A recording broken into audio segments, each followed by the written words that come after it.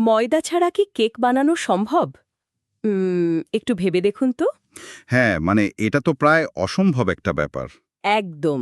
ঠিক একই রকম অবাস্তব শোনায় যদি বলা হয় বাংলার বুকে, মানে যেখানে চারিদিকে শুধু পলিমাটি আর কাদা, সেখানে আস্ত পাথরের তৈরি এক বিশাল মন্দির দাঁড়িয়ে আছে। ঠিক। কারণ বাংলার স্থাপত্য বললে তো আমাদের মাথায় আসে বাঁকুড়া বা বিষ্ণুপুরের সেই লাল পোড়ামাটির মন্দিরগুলোর কথা। হ্যাঁ, ওই ইট আর টেরাকোটার সূক্ষ্ম কাজ। কারণ আমাদের এই বদ্বীপে পাথর প্রায় পাওয়াই যায় না। একদমই তাই। কিন্তু আজ আমরা এমন একটি আশ্চর্য জায়গার গভীরে প্রবেশ করব যা প্রচলিত এই ধারণাকে একেবারে ভেঙে চুরমার করে দেয়। আচ্ছা, চলুন বিষয়টি একটু গভীরভাবে বিশ্লেষণ করা যাক। পশ্চিম বর্ধমান জেলার বরাকর শিল্পাঞ্চলের ঠিক মাঝখানে দাঁড়িয়ে থাকা বেগুনিয়া মন্দির চত্বর নিয়ে আজকে আমাদের এই ডিপ ডাইভ। আর এখানে সবচেয়ে চমকপ্রদ বিষয়টি হলো এই মন্দিরগুলোর বিশেষত্ব শুধু পাথরের নির্মাণে সীমাবদ্ধ নয়। পশ্চিমবঙ্গের বুকে রেখা দেউল রীতির প্রাচীনতম নিদর্শন হিসাবে এগুলোকে ধরা হয়। ও আচ্ছা, মানে একদম প্রাচীনতম। হ্যাঁ, আজকের এই আলোচনায় আমাদের হাতে থাকা প্রত্নতাত্ত্বিক প্রতিবেদন, ভূতাত্ত্বিক ডেটাবেস আর পুরনো ঐতিহাসিক নথিপত্রগুলোকে এক জায়গায় করে আমরা একটা বৃহত্তর ক্যানভাস তৈরি করার চেষ্টা করব। দারুণ। আমরা দেখব প্রায় ২৮ কোটি বছর আগের এক ভূতাত্ত্বিক ঘটনা কিভাবে হাজার বছর পরের মানুষের ধর্মবিশ্বাস, শিল্পকলা এবং এমনকি স্থানীয় রূপকথার জন্ম দিয়েছে। সত্যি বলতে কি, এই ভূতাত্ত্বিক চমকের দিকটাই আমাকে সবচেয়ে বেশি আকর্ষণ করেছে। কারণ ওই যে শুরুতে বলছিলাম ময়দা ছাড়া কেক বানানোর মতো ব্যাপার। হ্যাঁ, একদম। যেখানে পাথর নেই সেখানে স্বাভাবিকভাবেই মানুষ মাটি পুড়িয়ে মন্দির বানাবে। বিষ্ণুপুরের ক্ষেত্রে আমরা তো সেটাই দেখি। তাহলে বড়া করে হঠাৎ করে এত পাথর এলো কোথা থেকে? হুম, এর উত্তরটা কিন্তু লুকিয়ে আছে ওই মাটির ঠিক নিচেই। বরাকর এবং আসানসোলের এই পুরো অঞ্চলটি আসলে বরাকর ফরমেশনের উপর অবস্থিত। বরাকর ফর্মেশন সেটা কি? এটি লোয়ার গন্ডোয়ানা গ্রুপের একটি স্তর যা লোয়ার পার্মিয়ান যুগে তৈরি হয়েছিল। সময়কালটা ভাবলে অবাক হতে হয়। আজ থেকে প্রায় ২৮ কোটি থেকে ২৮ কোটি ৩০ লক্ষ বছর আগে। কি বলছেন? মানে পৃথিবীতে ডাইনোসরসদের আবির্ভাবেরও অনেক আগের কথা বলছি আমরা। ঠিক তাই, একদম প্রাথমিক যুগের কথা। সেই সময়কার সুবিশাল নদী অববাহিকায় পলি জমতে জমতে এই বিশেষ ধরনের বেলে পাথর বা স্যান্ডস্টোন তৈরি হয়েছিল। আচ্ছা। বৈজ্ঞানিক পরিভাষায় এদের সাব আর্কোজ এবং সাব লিথিরেনাইট বলা হয়। এই পাথরের মূল বৈশিষ্ট্য হল এতে কোয়ার্টজের পরিমাণ থাকে প্রচুর। হুম, এই কোয়ার্টজ থাকাটার মানে কি? সাধারণ পাথরের সাথে এর পার্থক্য ঠিক কোথায়? ধরুন, কংক্রিটের ঢালাইয়ের মধ্যে লোহার রড বা রিবার যে কাজটা করে, এই পাথরের ভেতরে কোয়ার্টজ ঠিক সেই কাজটাই করে। ওহ, বুঝতে পেরেছি। মানে একটা কাঠামোগত শক্তি দেয়। একদম। অন্যান্য পাললিক শিলা বা সেডিমেন্টারি রকের মতো এটি ভঙ্গুর নয়। কোয়ার্টজ পাথরটাকে ভেতর থেকে শক্ত করে বাঁধে, যার ফলে এটি অত্যন্ত টেকসই হয় আর আবহাওয়ার ক্ষয়ক্ষতি খুব ভালোভাবে প্রতিরোধ করতে পারে। আর এই পাথরের অসাধারণ কাঠিন্যের জন্যই সম্ভবত এখানে ওড়িশা ঘরানার মতো বিয়োগান্তক খোদাই বা সাবট্রাকটিভ কার্ভিং করা সম্ভব হয়েছে। ঠিক ধরেছেন। বিষয়টা আমি একটু বুঝিয়ে বলি। বিষ্ণুপুরের পোড়ামাটির কাজে আমরা দেখি কাদা দিয়ে ছোট ছোট ব্লক বা ছাঁচ বানিয়ে সেগুলোকে মূল কাঠামোর ওপর জোড়া লাগানো হচ্ছে। হ্যাঁ, যেটা সংযোজনশীল বা অ্যাডিটিভ পদ্ধতি। একদম। কিন্তু বরাকরের পাথরের কাজটা তো সম্পূর্ণ উল্টো। এখানে একটা আস্ত বিশাল পাথরকে কেটে ছেনি হাতুড়ি দিয়ে অতিরিক্ত অংশগুলো বাদ দিয়ে দিয়ে নকশা ফুটিয়ে তোলা হয়েছে। হ্যাঁ, আর এই সাবট্রাকটিভ পদ্ধতির ঝুঁটি কিন্তু সাংঘাতিক। তাই না? একটু ভুল হলেই তো সব শেষ। একদম। স্থপতির ছেনির একটা ভুল আঘাত বা অতিরিক্ত একটুখানি পাথর খসে পড়লেই পুরো ব্লকটা নষ্ট হয়ে যেতে পারে। কোনোভাবেই তার জোড়া লাগানো সম্ভব নয়। বাপরে! কিন্তু কোয়ার্টজ সমৃদ্ধ এই বরাকর বেলে পাথর এতটাই মজবুত ছিল যে কারিগররা নিশ্চিন্তে এর গায়ে সূক্ষ্ম খোদাই করতে পেরেছিলেন। মন্দিরের গায়ে আজও নৃত্যরতা নারী, পৌরাণিক দানব বা ফুলের যে নকশাগুলো দেখা যায়, তা ওই পাথরের অন্তর্নিহিত শক্তির কারণেই টিকে আছে। শত শত বছরের রোদ বৃষ্টি সহ্য করেও। ঠিক। আর এই পাথরের শক্তির কারণেই মন্দিরগুলো এত খাড়াভাবে আকাশ ছুঁতে পেরেছে। এই রীতির নাম রেখা দেউল।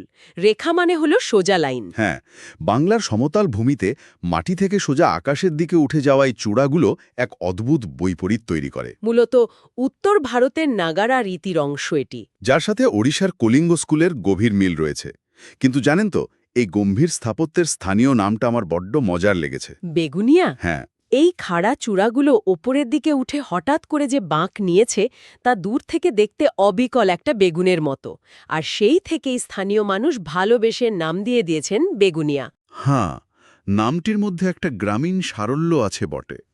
তবে এর জ্যামিতিক কাঠামো যথেষ্ট জটিল। কলিঙ্গ রীতির যে প্রাথমিক বা ফর্মেটিভ ফেজ ছিল, এই মন্দিরগুলো তারই একটি আদি রূপ। আচ্ছা। এতে মূলত বিমান বা গর্ভগৃহ থাকে এবং সামনের দিকে একটি ছোট্ট অন্তরাল বা বারান্দা থাকে। তবে পুরো চত্বরটার দিকে তাকালে একটা অদ্ভুত সময়ের ব্যবধান চোখে পড়ে। ঠিক। আমি যখন কমপ্লেক্সের ম্যাপটা দেখছিলাম, দেখলাম এখানে মূলত 4টি প্রধান মন্দির আছে। এর মধ্যে 4 নম্বর মন্দিরটি, যেটাকে সিদ্ধেশ্বর মন্দির বলা হয়, সেটি কমপ্লেক্সের একেবারে পেছনে অবস্থিত। হ্যাঁ, আর ওই মন্দিরটার স্থাপত্য, ওই মন্দিরটার স্থাপত্যশৈলী আর সামনের দিকের 1 নম্বর এবং 2 নম্বর মন্দিরের স্থাপত্যের মধ্যে আকাশ পাতাল তফাত। 4 নম্বর মন্দিরটা দেখতে অনেক বেশি প্রাচীন। একদমই। এর মেঝেটা বেশ কিছুটা দেবে গেছে, আর ভেতরে রয়েছে প্রায় 55 ইঞ্চি ব্যাসের এক বিশাল শিবলিঙ্গ। ওই 4 নম্বর মন্দিরটি আসলে অষ্টম বা নবম শতাব্দীর, মানে বাংলার পাল যুগের নিদর্শন। আর সামনেরগুলো? সামনের দিকের 1 ও 2 নম্বর মন্দিরগুলো তৈরি হয়েছে তার প্রায় 600 বা 700 বছর পর, মানে পঞ্চদশ শতাব্দীতে। এত বছরের গ্যাপ? হ্যাঁ, আর আমরা যদি এটিকে আরও বিস্তৃত প্রেক্ষাপটে দেখি, এই যে দীর্ঘ সময়ের ব্যবধান, এর ভেতরেই লুকিয়ে আছে ধর্মীয় বিবর্তনের এক বিশাল ইতিহাস। সেটা কিরকম? শুরুতে কিন্তু এই স্থানটি আদৌ শৈব কেন্দ্র ছিল না। এটি ছিল জৈন বা বৌদ্ধদের উপাসনাস্থল। সিরিয়াসলি? এটা তো একটা বিরাট আবিষ্কার। মানে আমরা যাকে হিন্দু মন্দির হিসেবে দেখছি, তার শেকড় অন্য ধর্মে। ইতিহাস ঘাটলে দেখা যায় রাঢ় অঞ্চলে মহাবীরের ভ্রমণের উল্লেখ রয়েছে, আর সেই তথ্যের সাথে সামঞ্জস্য রেখেই এই মন্দির চত্বরে বেশ কিছু জৈন তীর্থঙ্করদের মূর্তিও আবিষ্কৃত হয়েছে। ও আচ্ছা। পাল যুগে এই অঞ্চলে বৌদ্ধ এবং ব্রাহ্মণ্যবাদের মধ্যে স্থাপত্যগত ও আদর্শগত আদান-প্রদান চলছিল। পরবর্তীতে যখন ব্রাহ্মণ্যবাদের পুনরুত্থান ঘটে, তখন এই পুরনো উপাসনা স্থলগুলোই ধীরে ধীরে শিবের মন্দিরে রূপান্তরিত হয়। এখানে আমার একটা খটকা লাগছে। বলুন। এই যে একটা পুরনো জৈন বা বৌদ্ধ কেন্দ্র পরে শৈব কেন্দ্র হয়ে গেল, এর পেছনের মেকানিজমটা কি? শাসকরা কি শুধু নতুন জায়গা দখল করে নিয়ে আগের সবকিছু ভেঙে গুড়িয়ে দিয়ে নিজেদের ধর্মের ছাপ রেখে যেতেন? মানে সামরিক আধিপত্যের কথা বলছেন? হ্যাঁ, ব্যাপারটা কি শুধুই সামরিক আধিপত্য বিস্তারের? না, ব্যাপারটা এত সরল নয়। শুধু ধ্বংস বা দখলদারি দিয়ে সমাজকে দীর্ঘকাল নিয়ন্ত্রণ করা যায় না। একে বলা যেতে পারে সাংস্কৃতিক আত্মীকরণ বা কালচারাল অ্যাসিমিলেশন। আচ্ছা। সমাজ এবং অর্থনীতির পরিবর্তনের সাথে সাথে মানুষের বিশ্বাসের রূপান্তর ঘটছিল। পুরানো তীর্থস্থানগুলোর পবিত্রতাকে অস্বীকার না করে সেগুলোকে নতুন ধর্মীয় কাঠামোয় অঙ্গীভূত করে নেওয়া হতো। একটা উদাহরণ দেবেন? যেমন ধরুন, সামনের দিকের ওই 1 ও 2 নম্বর জোড়া মন্দির। সুনির্দিষ্টভাবে বলতে গেলে 1461 বা 62 খ্রিস্টাব্দে এগুলো তৈরি। শিলালিপি থেকে জানা যায় স্থানীয় শাসক রাজা হরিশ্চন্দ্র তার প্রিয় স্ত্রী হরিপ্রিয়ার জন্য এগুলো নির্মাণ করেছিলেন। একটু ক্যালকুলেট করে দেখি। 1461 সাল মানে তো প্রাক মোঘল যুগ। ওই সময় বাংলায় তো সুলতানি আমল চলছে, ইলিয়াস শাহী বা হুসেন শাহী বংশের রাজত্ব। একদম ঠিক ধরেছেন। তার মানে বুঝতে পারছেন, সেই সুলতানি আমলেও এই পশ্চিম সীমান্তের রাঢ় অঞ্চলে হিন্দু রাজারা বেশ ভালোই স্বায়ত্তশাসন বা অটোনমি ভোগ করতেন। হ্যাঁ, বেশ স্বাধীন ছিলেন বোঝাই যাচ্ছে। রাজা হরিশ্চন্দ্র নিজেকে সূর্যবংশীয় প্রমাণ করার একটা চেষ্টাও করেছিলেন। এই মন্দিরগুলো স্থাপত্য অনেক বেশি পরিণত। চূড়ার গায়ে কীর্তিমুখ বা ফেস অফ গ্লোরির অত্যন্ত সূক্ষ্ম খোদাই রয়েছে। এই কীর্তিমুখ জিনিসটা ঠিক কি? স্কন্দপুরাণ অনুসারে এই কীর্তিমুখ হল একই সাথে শিবের ধ্বংসাত্মক এবং সুরক্ষামূলক শক্তির প্রতীক। এটি শুধু ধর্মের প্রতীক নয়, এটি শাসকের নিজস্ব ক্ষমতা প্রদর্শনেরও একটা সূক্ষ্ম মাধ্যম ছিল।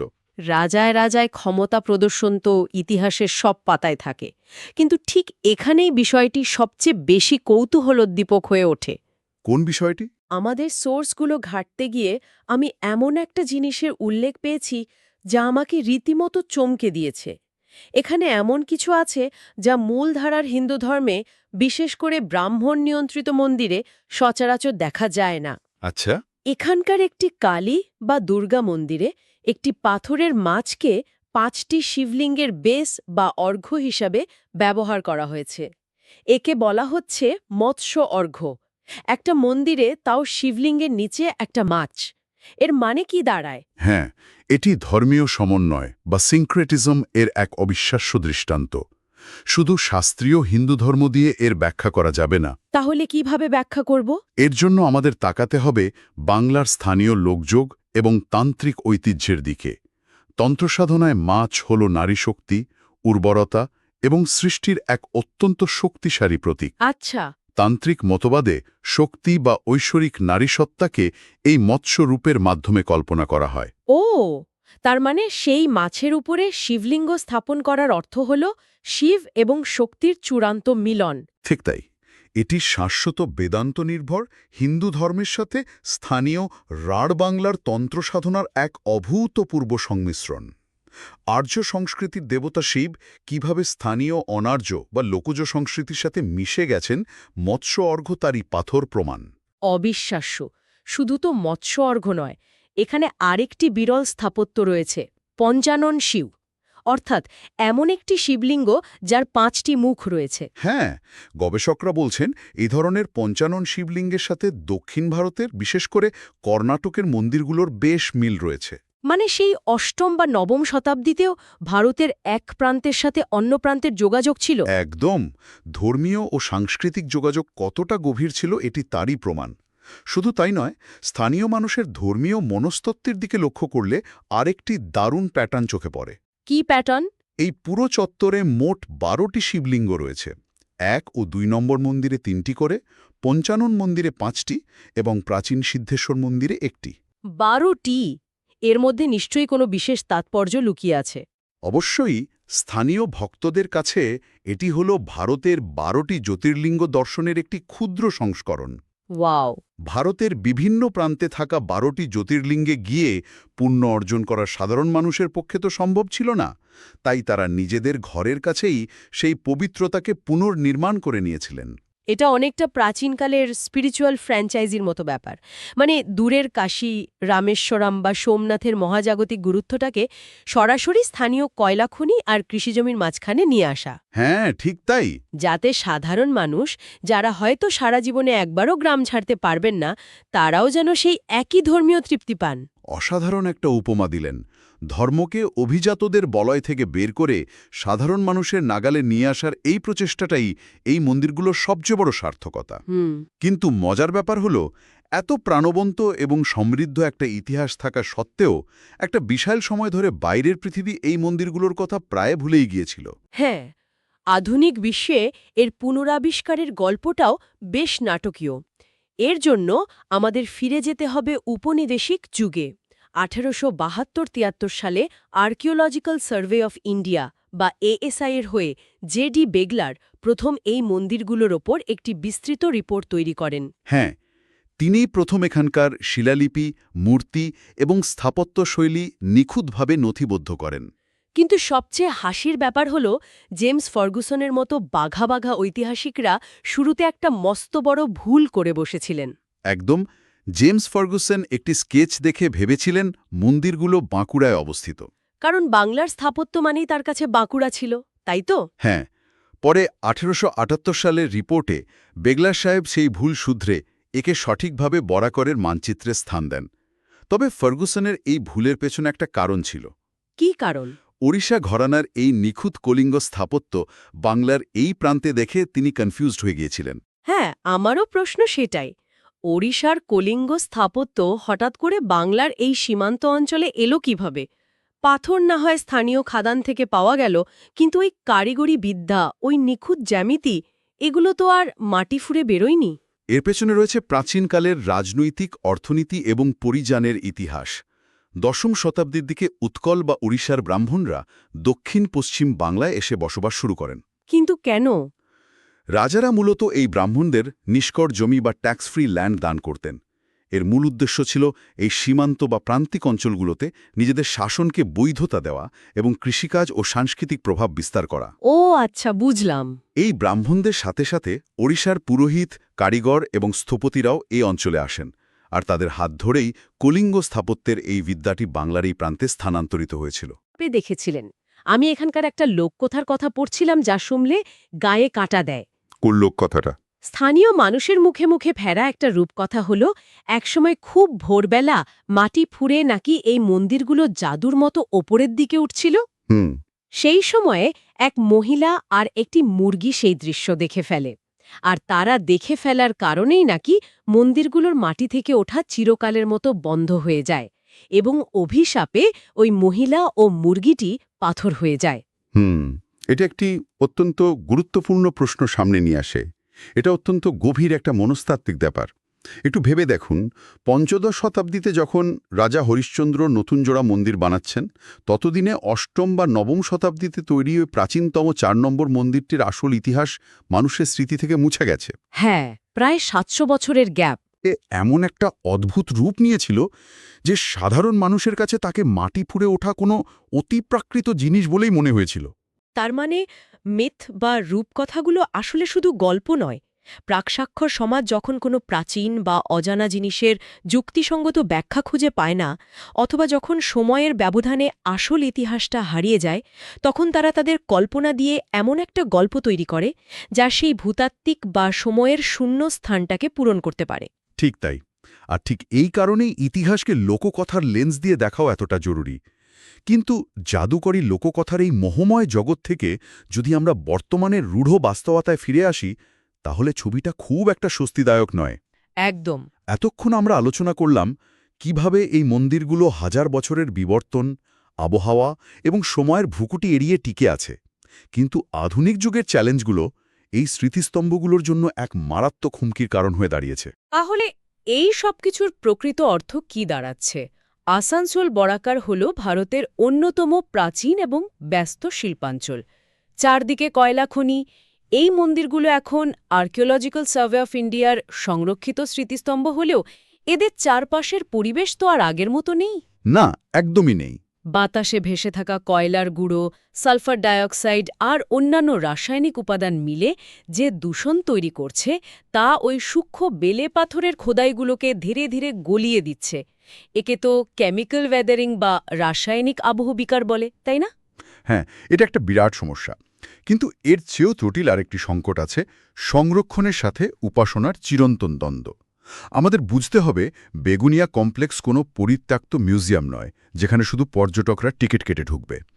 এটি একটি জীবন্ত মন্দির বা লিভিং মনুমেন্ট। অর্থাৎ এখানে এখনও প্রতিদিন স্থানীয় মানুষজন নিষ্ঠাভরে পুজো দেন, যেমনটা তারা গত কয়েকশো বছর ধরে করে আসছেন। আধুনিক যুগে সিমেন্ট দিয়ে ড্রেন বা নালা তৈরি করা হয়েছে। এই সিমেন্ট প্রাচীন পাথরের মেঝেকে পুরোপুরি ঢেকে দিচ্ছে এবং পাথরের স্বাভাবিক শ্বাস নেওয়ার ক্ষমতাকে নষ্ট করছে। ও, আবার পঞ্চম মন্দিরের মণ্ডপে দেখেছি ভক্তদের সুবিধার জন্য উপনিবেশিক খিলান বা আর্চ তৈরি করা হয়েছে। একটা 1000 বছরের পুরনো নাগারা রীতির মন্দিরের গায়ে ব্রিটিশ আমলের আর্চ। এটা তো স্থাপত্যের একটা খিচুড়ি পাকিয়ে ফেলেছে। হ্যাঁ, প্রত্নতাত্ত্বিকরা ঠিক এই জায়গাটাতেই আপত্তি করেন। ভক্তদের সুবিধা এবং প্রাচীন রূপের সংরক্ষণ, এই দুটোর মধ্যে ভারসাম্য বজায় রাখাটা আজকে সবচেয়ে বড় চ্যালেঞ্জ। তা তো বটেই। আচ্ছা, এই পুরো আলোচনাটা থেকে একটা জিনিস খুব পরিষ্কার হলো, বাংলার ইতিহাস শুধু ইট আর পলিমাটির মসৃণ গল্প নয়। বরাকরের এই বেগুনিয়া মন্দির চত্বর আমাদেরকে দেখায় কিভাবে পরিযান, ভূতাত্ত্বিক উপাদানের ব্যবহার এবং ধর্মীয় সমন্বয় মিলে এক জটিল আখ্যান তৈরি করতে পারে। একদম ঠিক বলেছেন। বৌদ্ধ বা জৈন কেন্দ্র থেকে ধীরে ধীরে শৈব মন্দির হয়ে ওঠা, পঞ্চদশ শতাব্দীর স্থানীয় রাজার ক্ষমতা ও প্রেমের নিদর্শন, আর তন্ত্রের সাথে মূলধারার ধর্মের মিলনে ওই বিস্ময়কর মৎস্য অর্ঘ্য, সব মিলিয়ে এটি এমন এক স্থাপত্য যা শুধু পাথর দিয়ে নয়, মানুষের বিশ্বাস দিয়ে গড়া। আর এই কারণে ইতিহাসকে শুধু পাঠ্য বইয়ের একঘেয়ে পাতায় সীমাবদ্ধ না রেখে ভিন্ন দৃষ্টিকোণ থেকে বিশ্লেষণ করা প্রয়োজন। প্রতিদিনের এই তথ্যের বিপুল ভিড়ে হারিয়ে না গিয়ে আমাদের চারপাশের পরিচিত জগতের আড়ালে লুকিয়ে থাকা এই রত্নগুলোকে চেনা অত্যন্ত জরুরি। আমাদের শিকড়কে জানার জন্য। ঠিক। এই মন্দিরগুলো আমাদের মনে করিয়ে দেয় যে আমরা কতটা বৈচিত্র্যময় এবং সমন্বয়ী এক সংস্কৃতির উত্তরাধিকারী। একদমই।